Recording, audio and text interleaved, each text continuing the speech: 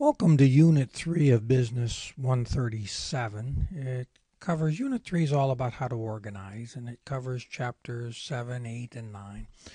So chapter 7 talks about organizing for action. So I thought I'd attempt to flip through these and give you some background. So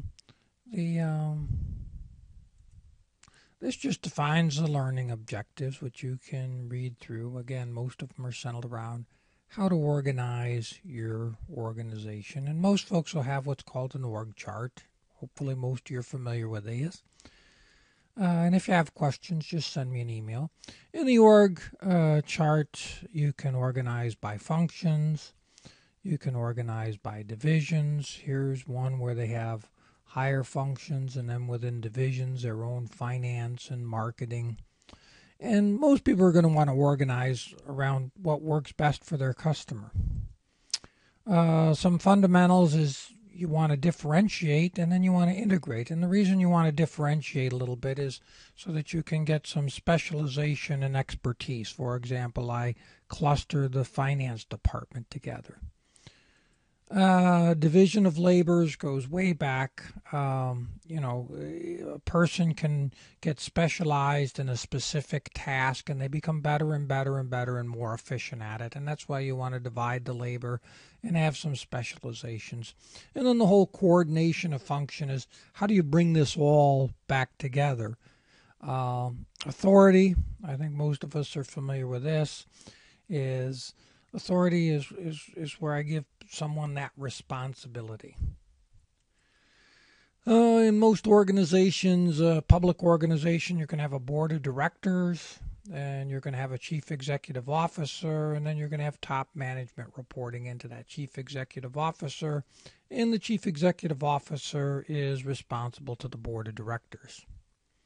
Span of control is simply what's the ideal number of people or the number of people that report to someone. There is no ideal number. If I'm managing a pool of data entry clerical people, I could probably handle a very large number of employees. If I'm handling project managers on multi-million projects, I probably don't want to have too many reporting to me. A tall organization is one with many layers. A flat organization is one with very few layers. What is the assignment of a new additional responsibility? That's where you delegate responsibility. So you delegate the task to somebody else. Some of the you can delegate the task. Understand the manager is still going to be responsible and accountable for the outcome. So you want to be careful who you delegate these tasks to. The advantages of delegating. To me, the big advantage in my experience is it takes things off your plate. It develops an employee. Most employees like it because they're learning new skills. And then the other thing I found is most of the time, the folks I delegated it to would come up with ideas that were far better, frankly, than what I would have come up with. But there are steps in delegating. You got to make sure that you define what the goal is, and you give the person the task, and you give them the authority and the tools to be successful, and you monitor their project progress and make sure if they have questions that you help them out. All right, you can have a centralized organization where all the decisions are made at corporate headquarters, or you can have a decentralized where people lower in the organization make the decisions. Advantage of a centralized organization is things get done one way, a lot of consistency. The guy at the top knows exactly how the decisions that are being made. Advantages of a decentralized is decisions are being made closer to the customer.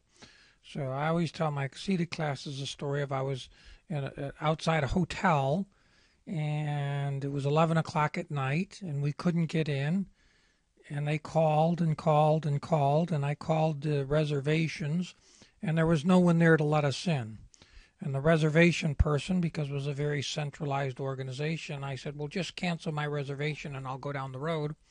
And they said, you can't cancel it. You had to cancel before 6 p.m. So that's no decision-making authority for the situation at hand was given to the person on the front lines. So advantages and disadvantages to both.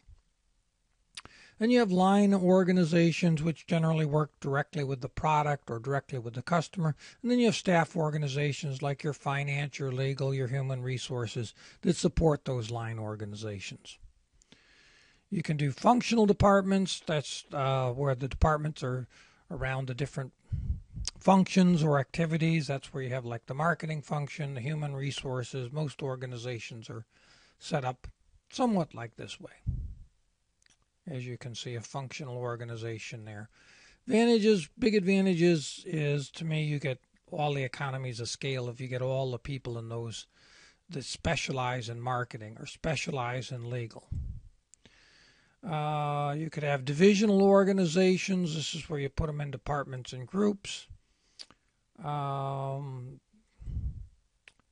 Divisional organizations, you can read through there. You can have a matrix organization where where people report to more than one person, like I might report to both a project manager and the production manager at the same time. All of these come with advantages and disadvantages, which you can flip through. You can have a network organization. To me, the key to all of these are that you're organized the way that works best for your customer. So if I have a customer with lots and lots that do lots of business with me, like multi-million, I may want to be organized around customers. I know I'm flipping through these. Slack resources are just simply extra resources. Strategic alliance is where you work with another company. It might be oftentimes in research. I have a strategic alliance with potentially two major tech companies where they work to develop things identically. Learning organizations, high involvement organizations. And that's about it for Chapter 7. I know I've went through this very, very quickly. If there's any questions, let me know. Let me know if this is helpful. Thanks.